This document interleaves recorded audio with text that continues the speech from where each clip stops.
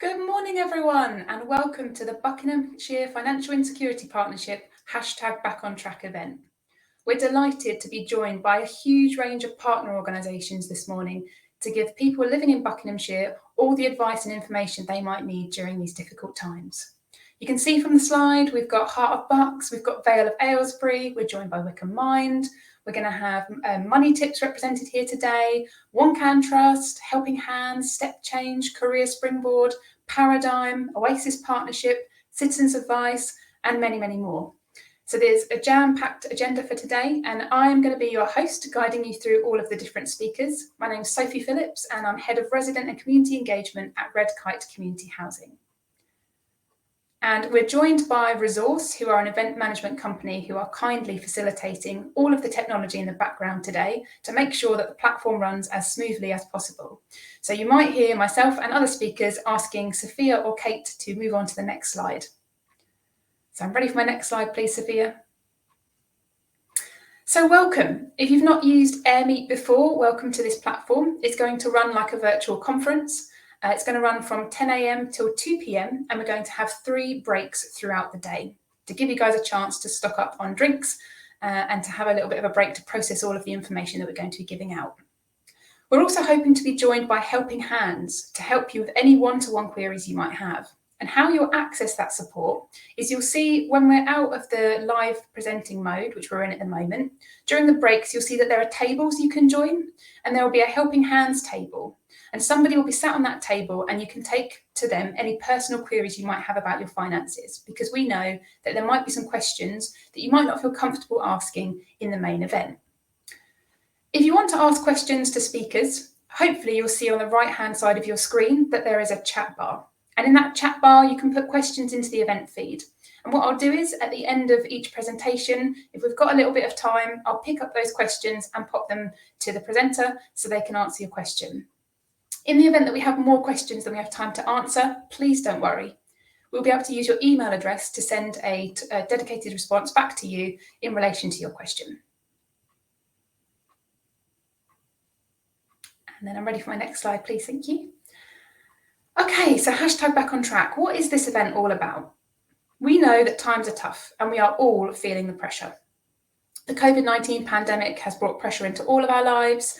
The rising costs of living, whether that's food, whether that's fuel, whether that's energy bills, we know that particularly the last few months, have been incredibly stressful for many of us. And the Buckinghamshire Financial Insecurity Partnership are keen to make sure that we are doing everything we can in Buckinghamshire to alleviate the pressures that people might be feeling. The fundamental wish for today is to make sure that people know where to turn for advice and support so that nobody is suffering alone. This event's been organised in a very quick turnaround time, and we're so grateful to everybody who's joined us to make this possible.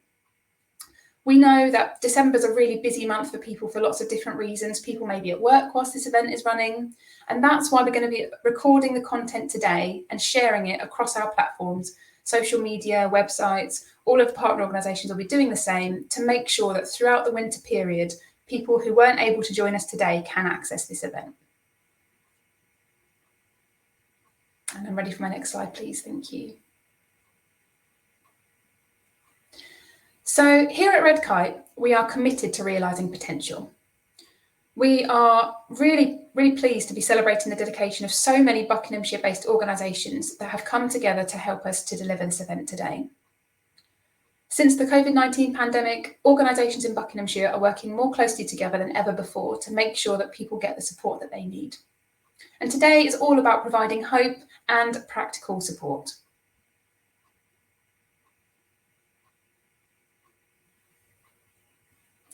So I mentioned previously that my role with Red Kite is Head of Resident Community Engagement.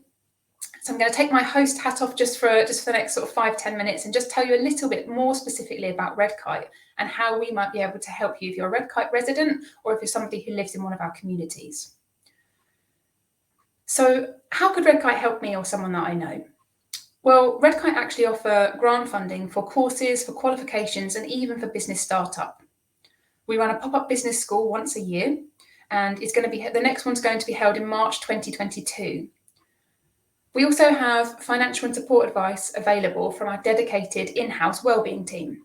And this is a support service that's available to any of our Redkite tenants. We also deliver an annual programme of events and engagement. This includes a job fair, which some of you attending today may have attended before. And it also includes other events such as Neighbourhood Awards, which celebrates the fantastic achievements of our communities. So Redkite are delivering lots of exciting activities in the community, and there's lots of different ways that we can offer support. I'm always very conscious that when we talk about grant funding, that for most people, there's an instant reaction, which is, well, oh, that probably wouldn't be accessible to me, or that wouldn't be applicable for the thing that I want to do. So I always think it's helpful to share a real life example of how we helped somebody to bring it to life. So I'm really pleased to be able to share the example of Jordan. Jordan joined the Redkite Youth Forum in 2021 following our virtual Better Futures event. Redkite funding paid for him to undertake a gadget repair course, and staff in Redkite were able to identify a local company called Gadget Rehab for him to undertake a work placement to sort of support the learning he was doing on his course. Jordan absolutely smashed his course. He achieved a really high level of he achieved a really high score in his course, and that we were absolutely delighted to see that at the end of the qualification, he was actually offered employment. I think this is a great example to show that it doesn't have to be a specific course that you might have heard of before. If it's something that you want to do and it's something that helps you to get your career on track, Redkite can help.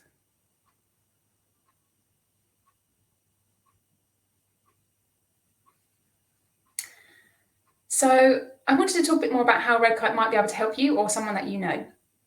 So I mentioned earlier that we've got a dedicated in-house financial wellbeing team, and those wellbeing specialists are happy to help you with a range of different problems that you might be facing. This could include debt problems. We are also able to introduce you to agencies that can offer you free help and support, because we recognise that sometimes it might be another agency in Buckinghamshire that is able to give you the best support. We can also offer help with setting up a bank account, and also help if you are struggling to pay your rent. The key message that I really want to give today is that we do not want people to be struggling alone. We know that times are tough. We know that things are hard right now. And the key thing here is to reach out for support at the earliest possible opportunity.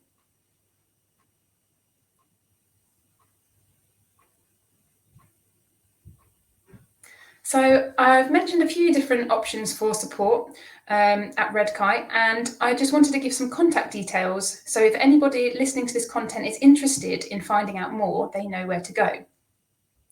So to access the wellbeing team, so that's perfect if you're struggling to make ends meet, or if you're a little bit worried about how you're going to be able to pay your rent, or if you're worried about benefits, or if you have any other queries to do with finances, that's the team to speak to. And I've included the phone number there as well as the email address, which is wellbeing@redkitehousing.org.uk. If you're interested in the funding opportunities, so if the case study about Jordan has inspired you, if there's a career or a course that you're looking to pursue and you need a little bit of support to get going, we'd really encourage you to get in touch with the community engagement team. And the way to contact us is to email volunteering@redkitehousing.org.uk, or you can give us a call on 01494 476 100. It's worth saying that the community engagement team also offer lots of different volunteering opportunities. So as well as supporting you with your career development, if there's any volunteering and giving back that you'd like to do, we'd also really love to hear from you. So I'm going to take my Redkite hat off and my host hat back on.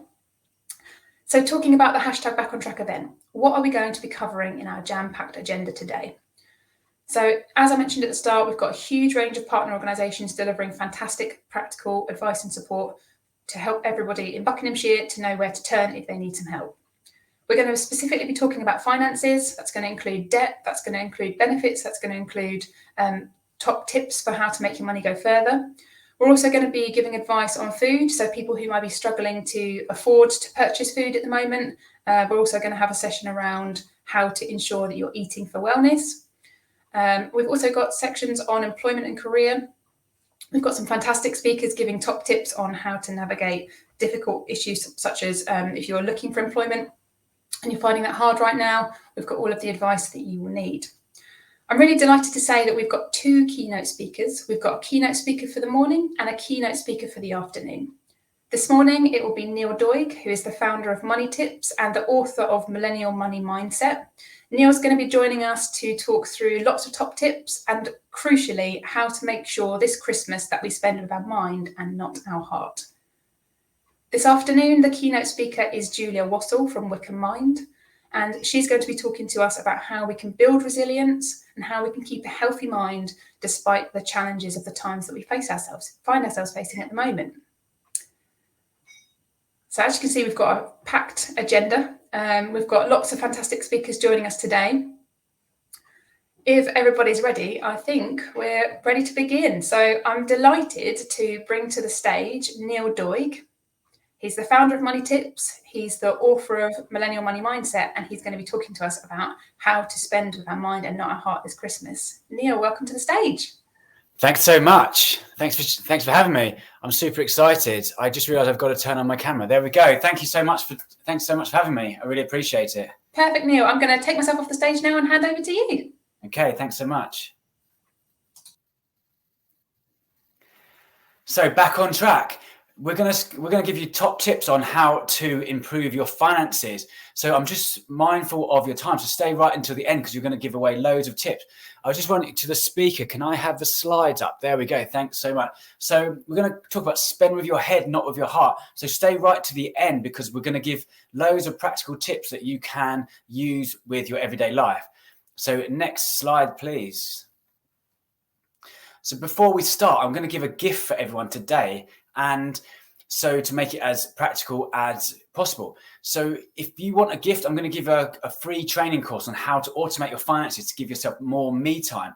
So take down the email address there, neildoig@moneytips.co.uk, or alternatively, you can go to my website, www.moneytips.co.uk, and money tips is spelled with two P's. So just send me a message and I'll send you some free training. And give yourself the gift of being present today. So if you're on, please turn off any phones or turn off any notifications or any other messages that might pop up. Because today there's so many good speakers and you want to take as much as possible. So yeah, just if you've got 25 minutes and focus on it, because I'm going to give some knowledge that's going to potentially could improve your life. So next slide, please. So my first vivid memory of money was I was on the floor swimming in pound coins. It was the height of the 1990s recession and I was 8 years old. I realized that it was tough times. People were losing their jobs. The economy was in terrible situations and the stock market had crashed. And I was on the floor swimming like Scrooge McDuck from the Disney film with pound coins. And this just proved to me, or instilled in me, that you can make money in any market. There is money all around us and we just have to think differently and how to spend with our heads and not our hearts. And I'm going to give away some tips right to the end, so stay right with me. So rolling on the floor of these pound coins, I had just volunteered for a jumble sale. And what we'd done, we'd gone out and collected old toys, old clothes and old games and from people's houses, and we put them into a jumble sale and we sold these to raise money for a scout bus to take us for our summer camp. And essentially it was one of my biggest lessons in business because I learned that it's all about giving value to other people. Money is just about giving value to other people. And we'd collected unwanted food, unwanted clothes and sold it to other people that would use that for themselves. And this installed a big lesson to me that you can make any money in any market. So even if we're in tough times today, even if the economy is not as strong as it could be, there is ways to make money. And it was my first profit in business. So what I'd done, I'd bought some Nike Air Max trainers. These were the height of fashion at the time, and I was wanting these for ages. And what I'd done, I'd bought them. They were costing £20, but I'd paid, because they were secondhand, I managed to buy them for £10, and I sold them to my friend for £30, and I managed to make £20 profit. Holding that £20 in my hand, it was a realization that actually business is all about taking value and giving value to someone else. and taking someone from a low place, somewhere like used trainers, and offering it to someone else and offering value. And that's all business is. Essentially, it's offering value to other people. And that was a real insight into me. My second vivid memory of money was my first week at university, and I'd already been in debt with student debt. And there was a thing called Freshers Week where you sign up to clubs and societies and teams. And there was credit card companies, there was corporations who wanted you to sign up to these for their credit cards and essentially get you further in debt. And I just had this the image in my head of my dad saying, make money, either you make money for yourself, or either work for money, or money's going to work for you. So either you can make money, either money's going to work for you, or you're going to work for money. So at that time, I refused to take those credit cards because I realized that actually getting into debt and realizing how much compound interest, and we're going to talk about that in the next slide, how bad that can be. And essentially it can cause some downward spirals. And essentially the message here is, if you can, don't get into debt, because that was one of my biggest vivid memories of money. My third and final story is when I started Money Tips. So my company's called Money Tips. I used to be a financial advisor, helping million pound clients, and I didn't feel right saving tax for rich people, helping rich people save more tax. I thought, how many school books could that provide? How many hospital beds could that provide? And how many library books could that provide? So I left my job as a financial advisor and started my own company called Money Tips. And we're different. We educate and empower you to make your own decisions with money. So we offer good quality education, and we educate and inspire. So I've got a book called Millennial Money Mindset. I've got a card game called Football Formation Asset Allocation, and it's managing your money around a football team. And we offer training as well, online training and in-person training. And we're going to give you some tips, and we're going to talk about compound interest on the next slide. So next slide, please. So my book was called Money Mindset, and essentially it's how money mindset is how you think and feel around money. And this is the most important thing about money. And there's a quote from a great thinker called William James, and he says, the greatest discovery of our generation is that human beings can alter their lives by altering their attitude. And essentially it's how, if you start thinking differently about money, then you can actually start impacting money as your life. So money worries is cause the top, it's a biggest problem, it's the biggest cause of worry with people. So there's a lot of people struggling, there's a lot of people worrying, and there's a lot of people with high stress around money. So if you're in that same situation, you're not alone. There's a lot of people at the moment with these bad times, with coronavirus, with the recessions, and with many people going on furlough. There's a lot of people struggling today, and you're not alone. So it's the biggest cause of stress and worry today. And I'm here to help you, and there's a number of great speakers today that's also going to cover a lot of good topics. So stay right to the end. So what is money mindset? So why is it so important? It's how you think, feel, and act around your money. So just thinking differently can improve how you act around money. So we're all different with money. We all have our own relationships, and we all have our different stories and backgrounds around money. So money can be an emotional subject. So there's many people who are stressed and worried around money, and there's many people who are potentially money can cause anxiety, guilt, or worry. But just think, money is just a tool. It's just a tool to use it to be able to buy and sell things easily. So the ultimate aim, what I realized, is not about life is not about money. Money is there to give you the freedom to live the life of happiness and freedom that you can. So if you think about money differently, this book aims to change your mindset and how you think and feel around money. And we're going to give you some tips on how to do that. So, and one of the most powerful concepts is a concept called compound interest, which is on the next slide. So next slide, please. So as I said previously, either money works for you or you work for money. So compound interest, it sounds like a complicated idea. Maths was never my favorite subject at school, and maybe it's not for you. And the good thing about money, you don't need to know, maths is not that actually important about money. So I much preferred geography, I much preferred sports, playing football, I much preferred science. But compound interest is the single biggest mathematical calculation that you need to understand with money. And Albert Einstein said it the best. He said, compound interest is the eighth wonder of the world. So if you understand it, you can earn it. And if you don't understand it, you end up paying it. And this is what I see today, and so many people not understanding this concept. So all it is it's how much you pay on a loan or a deposit. So if you take a loan, or if you borrow £100, you're going to pay interest on that £100.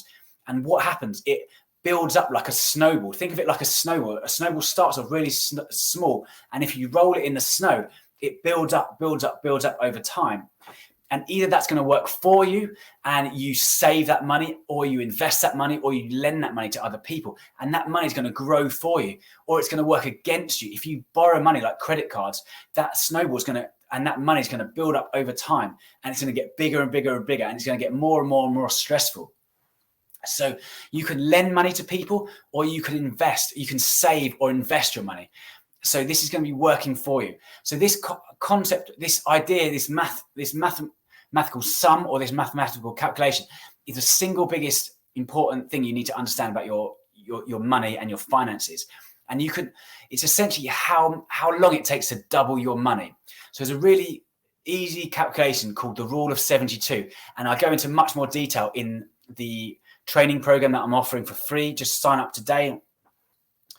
It's called, and this rule of 72, essentially how quickly your money can double. So if you have £100 earning, say, 10% interest, I know that's in a bank, that's not, you're not going to get that in a bank these days, but if you potentially can invest that and get 10% interest. So if you have £100 earning 10% interest, the money you take to double is going to be 7.2 years. So 72 divided by that 10% interest is 7.2 years. And if you borrow that money, if you take out a credit card costing 10% interest rates, that money you owe is going to double over 7.2 years. So 72 divided by 10% interest rate, that money, that £100 is going to turn to £200 in 7.2 years. And that's going to mean you're going to have to pay back double that amount, which is kind of crazy. But we're going to cover essentially why credit cards are so bad for your long-term wealth. So next slide, please. So credit cards are damaging for your long-term wealth. So credit card companies are not your friend. These credit card companies are there to take your money. And once you understand that, it's going to really help you understand with your money. So the first time, as I used in that story, when I was at university and I turned down that credit card, that credit card loan is still one of my best decisions I've made financially. So some of my friends they took the credit cards and they went out and bought nice TVs, stereos, and it was good for a year or two. But then once that TV broke or they had to buy the next one, they still had lumbered with this giant snowball of debt that they had to pay back. And it's gonna cause so much stress and worry around with your money. So don't buy on credit cards. If you can get into a disciplined habit of saving up, maybe that's just putting a pound coin in a jar every week, then that's going to reduce your stress and worry. If in today's age of mass consumption, we're bombarded by adverts advertising us to buy things we don't need. These credit card companies, these advertisers, they just want your money. They're not your friend. They want you to spend more money because that's going to mean more profits for their company, more profits for their shareholders, and more profits for their quarterly results. So in this age of mass consumption, you have to be disciplined not to spend on things we don't need. And credit cards are a massive way to damage long-term wealth. There's a number of different buy now, pay later loan companies that are coming out, and they're really dangerous because they seem so easy. It's credit card companies are like smoking is like cigarettes for your health. It's really dangerous because it gets you into debt over the long term. It's not good for your long-term wealth. Credit card companies make billions of pounds of you buying more and more, consuming their products and meeting their quarterly profits. So using a credit card, it makes the transaction seem less real. And it seems like you're more like to spend more, getting you more into debt. So yeah, I urge you if you can, don't spend on credit cards, consumer credit. So, but what you should be doing is spend with your head and not your heart. And the next slide, please. So the idea is to start saving and saving every week or every month. This could be just a pound coin into a jar. Or it could, if you can, you can do it automatically by saving up a direct debit, so it goes into a different savings account automatically. So if you imagine if you work for just for the first hour, so you might think, Neil, it's so difficult to start saving because when at the end of the month I have nothing left to save. But the secret is to save and pay yourself first. So you need to pay yourself before anyone else.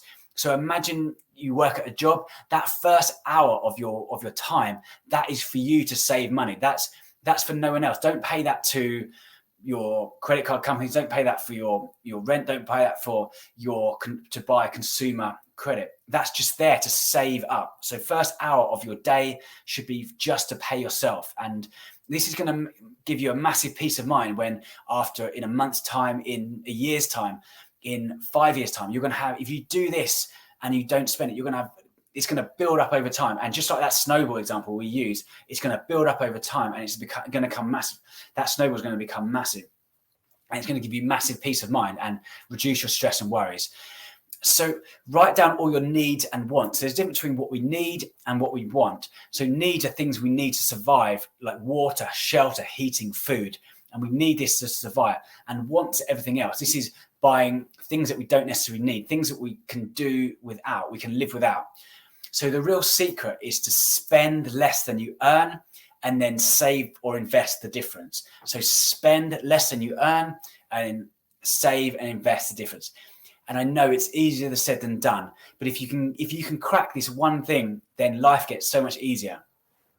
So there's a quote from Charles Dickens, and he says, when your income is bigger than your expenses equals happiness. When your expenses are bigger than income equals pain. So the secret is to spend less than you earn and then save the difference, and that will create happiness. And life is all about happiness. It's not about money. Money is not the right result. The result is happiness, having a better life and having more experiences with your friends, your family, and your loved ones.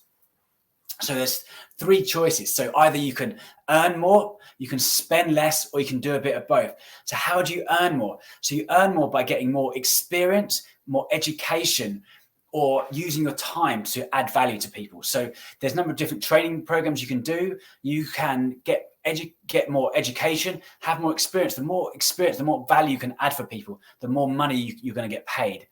The second one is spending less. I'm going to give you some tips later on, and it's in a few moments, to how you can use this to spend less, or you can do a bit of both. So so we're going to give you some tips. So on the next slide, please.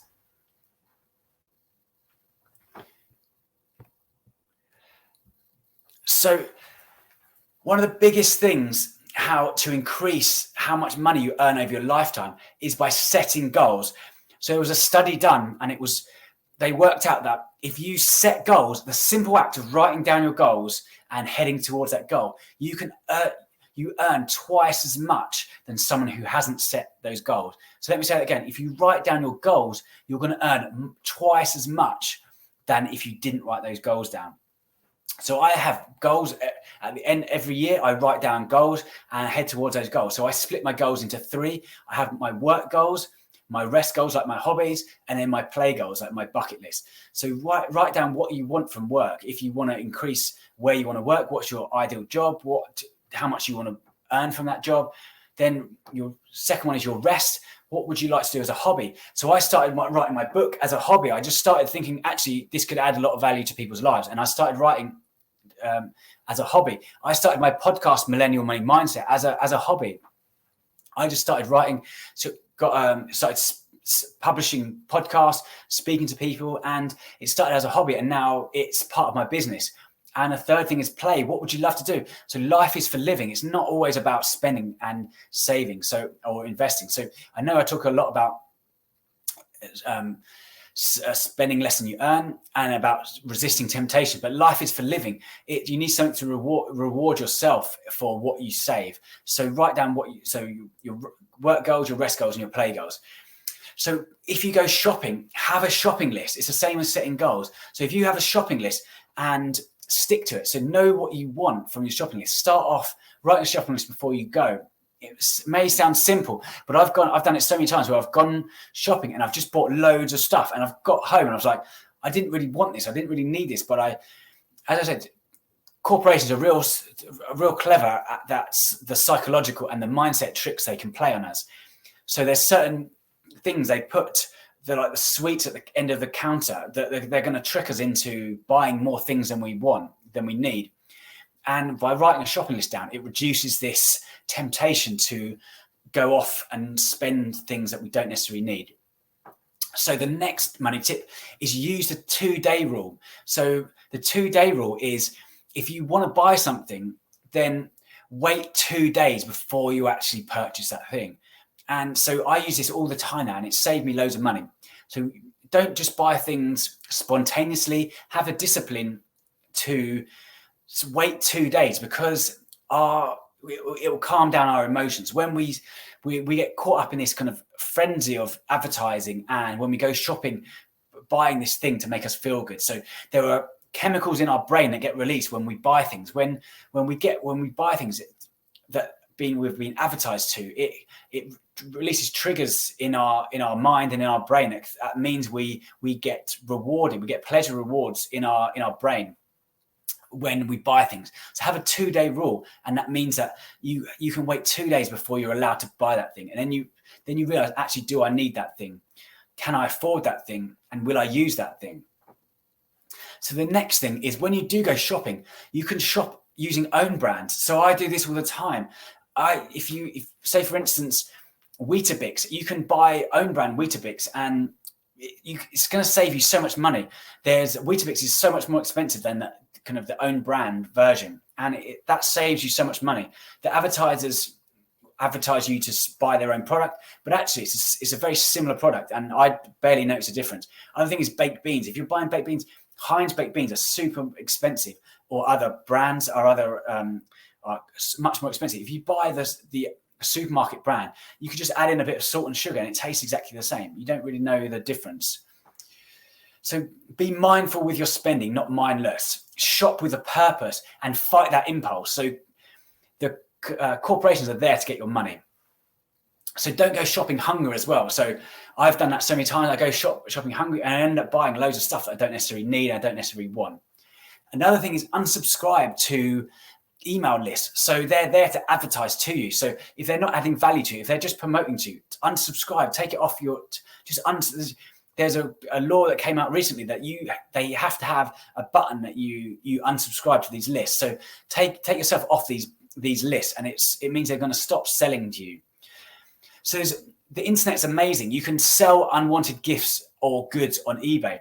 So or Facebook Marketplace or Gumtree or Vintage. There's the world of the internet is amazing today. You can, just like I did with those trainers, you can buy goods and then you can upsell them. And you can sell unwanted gifts on eBay. This is the how you make more money. You might have been asking when I said before, Neil, how do I make more money, or how do I earn more income? The world of the internet has never been easier to buy something on eBay or something on Facebook Marketplace or Gumtree, and then sell that on, add value to it, get a bit of paint and paint it up. So my partner's great at this. We bought a house recently, and we bought a sofa for £60 on secondhand. And rather than paying £500 for the same sofa, we saved so much money by just buying secondhand or buying pre-worn goods. So the other thing, I've got a baby on the way due this Saturday, which is exciting stuff. And with most of the stuff we've bought secondhand. We've had friends give us things. We've gone on eBay. We've bought things secondhand rather than going to the shops and buying new things. Like the advertisers want you to do that, but you can buy a secondhand thing. There's no shame in buying secondhand things. There's no guilt in it. It's just as good as new, essentially, and you save so much more money. Just like I did with that my first story with those Nike Air Maxes. I could have bought them and worn them and used them myself, but I decided to buy them and upsell them, and that's when I made my first £20 in business. And the feeling I got from having that £20 in my hand and adding that value, it was amazing. So ask yourself, do you need it? Will you use it? Is it worth it? So can you afford it? And check if it's cheaper elsewhere. So next slide, please.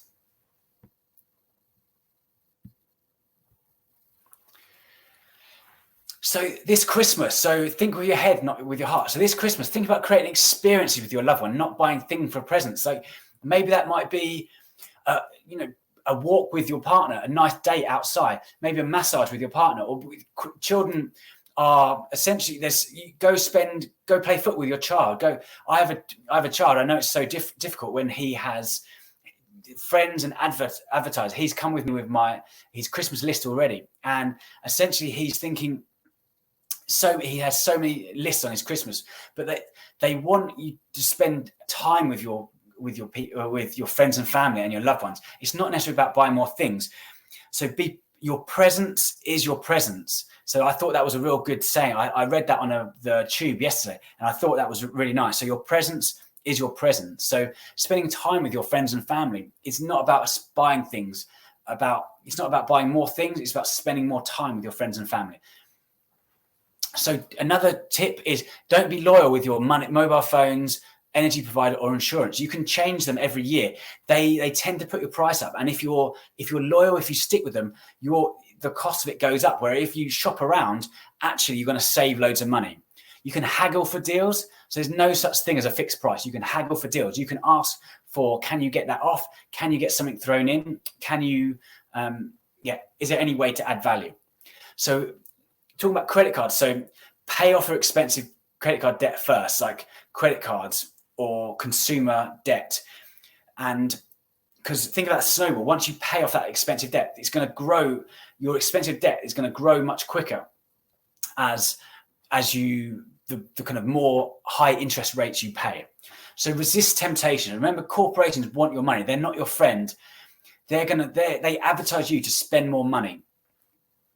The next tip, spend less than you earn, means playing a great defense. So I've got a card game called Football Formation Asset Allocation, and it teaches you how to invest your money around a football theme. So think of it like scoring a goal. You're on a football pitch. Money, if you score a goal, money goes into your pocket. If you concede a goal, money goes out of your pocket. So it's about trying to build up that income and score more goals and reduce your expenses and try and concede less goals. So it's about building up that defense. Your defense is trying to reduce your expenses, trying to build up that solid defense so you're not going to spend money. And it's building up an attack, so you're going to increase your income. So maybe that's increase your more money at a job, getting better education, get more experience, or doing things as a side hustle on the side, trying to flip like things like on eBay or Facebook that we talked about. So the first £1,000 in saving is the hardest step to take. So once you get, and it may sound out of reach to many people, but once you get that £1,000 in saving, it's the hardest thing. And once you cross that barrier, everything starts to get easier. And it's a massive shift in mindset where you can actually have that savings. And so start creating a rainy day fund for emergencies. So bad things happen in life. So car brakes might break down. You might lose your job. There might be unexpected costs. So if you have a buffer that's there for emergencies, then you can dip into that for emergencies, and it's not going to kind of put you out of, it's not going to cause stress and worry to you, because you've got that peace of mind that you've got that kind of buffer there to protect you for any bad times. So getting to that £1,000, try and make that. We do couch to 1K challenges. We do couch to 10K challenges. So, or 10 couch to 20K challenges, where we build up a savings habit, and we try and start putting even a pound in a week or pound a month. Just start building up that buffer. I pay my child pocket money, and it's amazing how much it builds up over time. He gets £1 a week, and he saved up £18 yesterday, over 18 weeks, and he had the £18 in his hand. And it's amazing. Over time, it builds up. It seems like so difficult at the time, but starting small and thinking big is really powerful with money. So, and there's a big difference between impulse spending and value-based spending. So don't feel guilty about spending on things that matter, that truly matter. So life is for living, but spend on things that actually matter to you. Spend on things that are going to make a difference to your life. So happiness is wanting what you have, not having what you want. So as you said at the start, it's not about money. It's not about getting more money. It's about the goal of life is about happiness. And once you get that buffer of savings, and where you're not stressed and worried about money, this really adds where it's a weight off your mind when you can build up that savings. You're not in debt and you're not on that downward spiral of debt, which is really damaging to long-term wealth. So Neil, thank you so much. I'm so sorry. We've just run out of time, and okay. So really quickly, if you want to follow me, go to I've got a website called moneytips.co.uk. Go on my podcast called Millennial Money Mindset. I've also got a book called Millennial Money Mindset, or I've got a YouTube channel called Millennial Money Mindset. So follow me on social media. So come to LinkedIn, Neil Doig, LinkedIn or Money Tips, or ask me any questions and I will happy to answer them. So YouTube is a good resource, or podcast, or you can get my book Millennial Money Mindset on Amazon. It's £7. It'll be a great investment into yourself. Thanks, Neil. Thank you so much. There's so many fantastic tips and bits of advice. There's been some great comments in the chat. Thank you so much for joining us this morning. We're going to have to move on to the next speaker, but that was such a great session. Thanks so much. I got a bit carried away. Hopefully there was loads of tips there. So thanks so much. Thanks, Neil. Wow, what a fantastic first presentation to kick off this Back on Track event. I've definitely been making lots of notes and I've got some really great ideas from that, so thank you, Neil. I'm delighted now to hand over to Henry. Henry is joining us from Heart of Bucks and he's going to be talking to us about grant funding, what is available and how to access it. So I'm going to hand over to you, Henry. Thank you so much. Hi, everybody. Thank you, Sophie, and to the team at Red Kite for putting this event together. It's really great to be here. My name's Henry Ormond. I'm the Chief Executive of Heart of Bucks, and we are the Community Foundation for Buckinghamshire. I'm going to talk to you a little bit today about our work and also, as Sophie says, how to access our funding opportunities. So we are, sorry, could you skip to the next slide?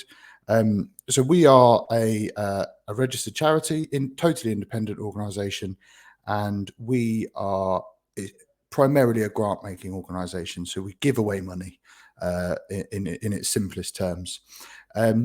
We deal with both sort of long-term strategic challenges and what people typically call philanthropy, but we also deal with charity and that sort of reactive, immediate need to give and to solve a problem. Community foundations are an American concept, and they reached the UK in about the 1970s, I think. They've been going in the States for about 100 years now. So it's a fairly well-formed idea. And ultimately, community foundations cover a defined geography. So in our case, it's Buckinghamshire. We're established solely for community benefit. So we exist for the benefit of the local area, our local area. And we're as I said, a totally independent organisation, and we really have Buckinghamshire, our place, as our focus for our work. We're built on what's called an endowment model, so we look to save. So thinking about some of the topics from the last presentation, we are, as an organisation, we very much have that in mind, and we try to put as much money as we can into restricted long-term investments that exist wholly for the benefit of the county. So we really are a saving organisation.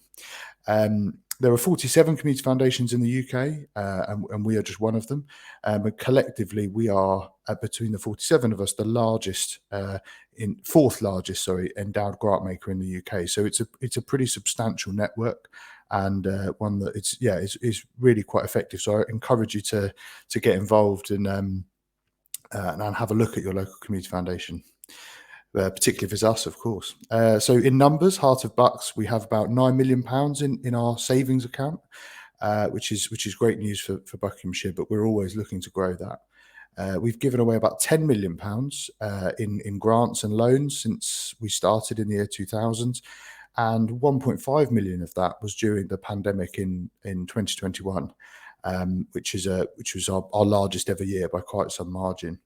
Within that 1.5 million, we gave away almost £250,000 to individuals and households in Buckinghamshire directly into their bank account, and that was for the relief of hardship, the crisis. So, for example, a family fleeing domestic violence, a mother and a child who leave the family home with just the clothes on their back.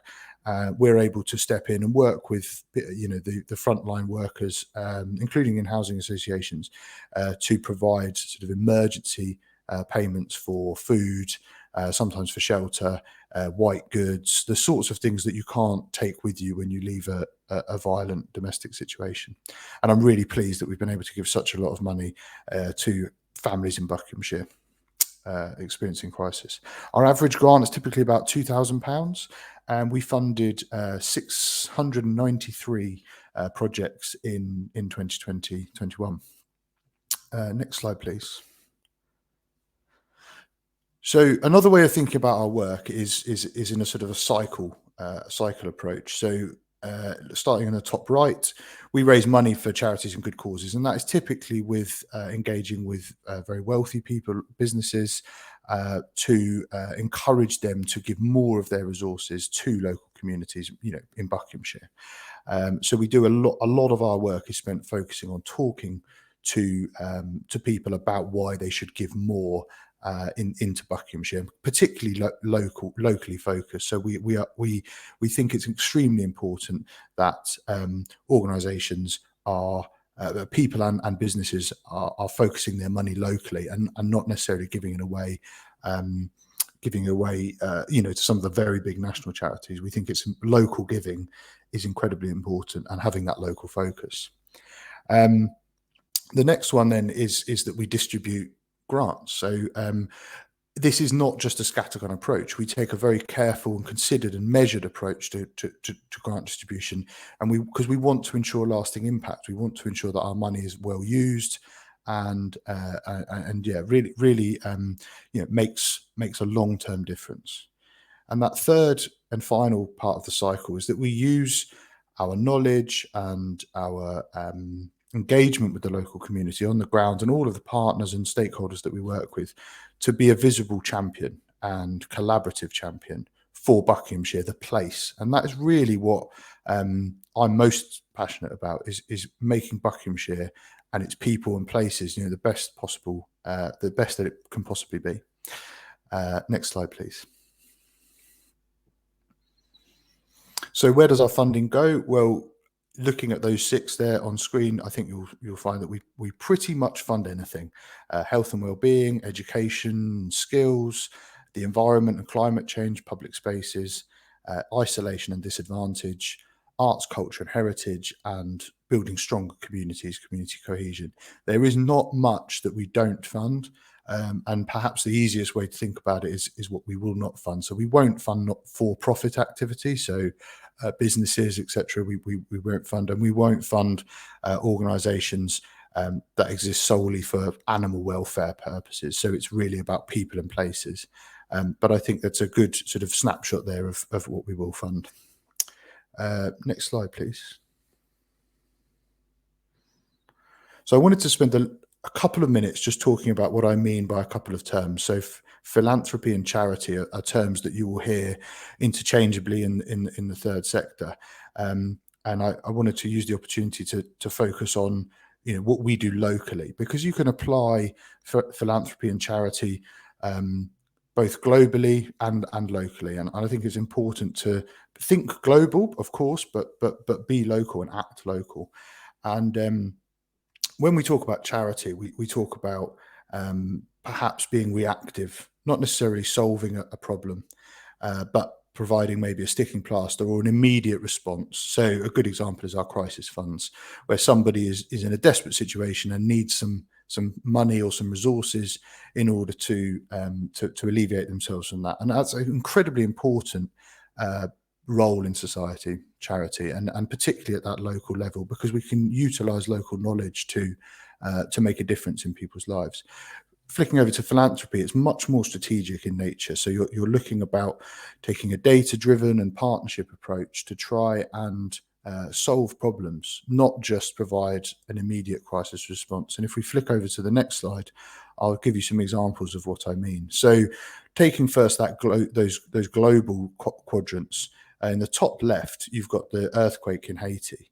A terrible natural disaster that required some immediate charitable effort, but there was no conversation about solving a problem. It's just a huge amount of resource was needed to help that country get back on its feet.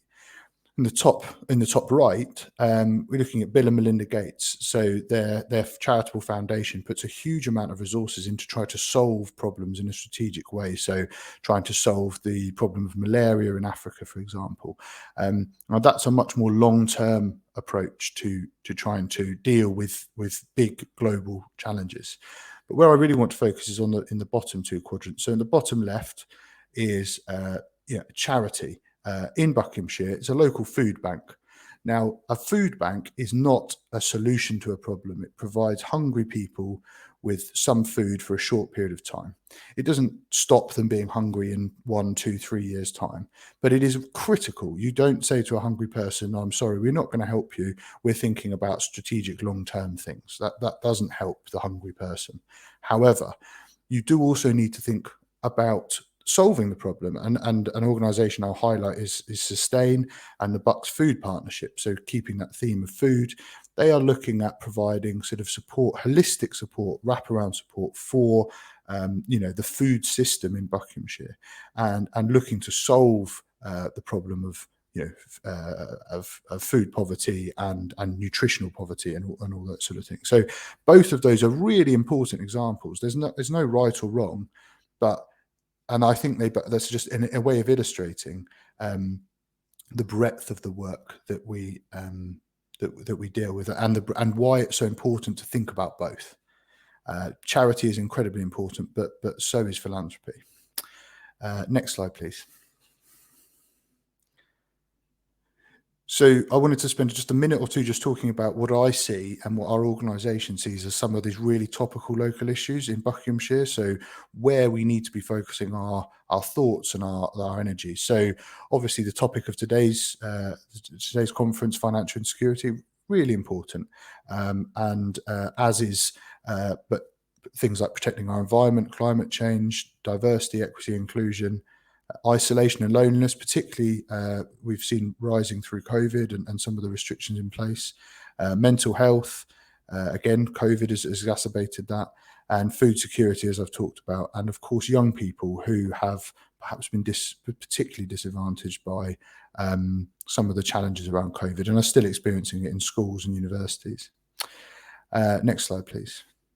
I think that's me done. So yeah, I'd encourage you all to check out our website, heartofbucks.org, follow us on social media, and of course, if you need to contact our team about grants, you can do that by emailing grants@heartofbucks.org.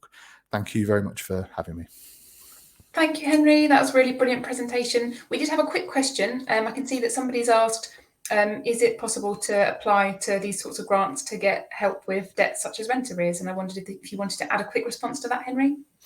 Absolutely. So there is slightly complicated. So we don't accept open applications from individuals in the local area.